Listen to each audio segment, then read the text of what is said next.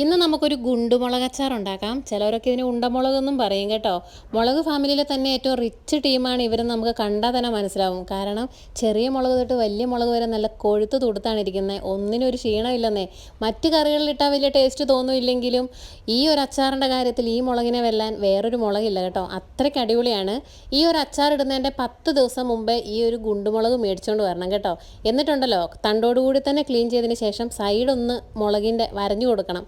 ഇനി ഇത് തിളപ്പിച്ചാറിയ വെള്ളത്തിനകത്തേക്ക് വിനാഗിരിയും ആവശ്യത്തിന് ഉപ്പും ഇട്ട് കൊടുത്തതിന് ശേഷം ഈ മുളക് അങ്ങോട്ട് അതിനകത്തേക്ക് മുക്കിയിടണം, ഒരു ഭരണിക്കകത്തേക്ക്. ഇനി ഒരു 11ാമത്തെ ദിവസം അല്ലെ 12ാമത്തെ ദിവസം എടുത്തിട്ട് നമുക്ക് അച്ചാർ ഉണ്ടാക്കാം. അതിനായിട്ട് ഒരു പാത്രത്തിനകത്തേക്ക് ഞാൻ വെളിച്ചെണ്ണ ആഡ് ചെയ്ത് കൊടുത്തിട്ടുണ്ട്. കടുകും കറിവേപ്പിലയും ഇട്ട് കൊടുത്തിട്ടുണ്ട്. കടുക് ഒന്ന് പൊട്ടി വരുമ്പോഴത്തേക്കും ഉണ്ടല്ലോ, മഞ്ഞപ്പൊടിയും മുളക് പൊടി, കാശ്മീരി ചില്ലി പൗഡർ അല്ലെങ്കിൽ മുളക് പൊടിയാണെങ്കിലും ഇട്ട് കൊടുക്കാം.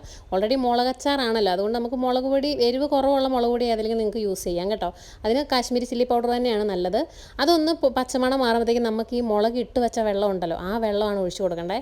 ആ വെള്ളം ഒഴിച്ചു കൊടുത്തിട്ട് അത് നന്നായിട്ടൊന്ന് തിളച്ച് വരുമ്പോൾ ഉണ്ടല്ലോ, നമുക്ക് ഇതിനകത്തേക്ക് കായപ്പൊടിയും കുറച്ച് ഇട്ട് കൊടുക്കണം. പിന്നെ നമ്മൾ ജസ്റ്റ് ഒന്ന് വറുത്ത് പൊടിച്ച ഉലുവയും കടുകും ഉണ്ടല്ലോ, അതും കൂടെ ഒരു 2-3 സ്പൂണും കൂടി ഇട്ട് കൊടുത്ത് അത് നന്നായിട്ട് തിളച്ച് വരുമ്പോൾ ഫ്ലെയിം ഓഫ് ചെയ്തിട്ട് വേണം നമ്മൾ ഈ ഒരു മുളക് ഇട്ട് കൊടുക്കാൻ. എന്നിട്ടൊന്ന് മിക്സ് ചെയ്തിട്ട് തണുത്തിട്ട് ഒരു ബോട്ടിലേക്കോ ഒരു ഗ്ലാസ് ജാറിനകത്തേക്കൊക്കെ മാറ്റാവുന്നതാണ്.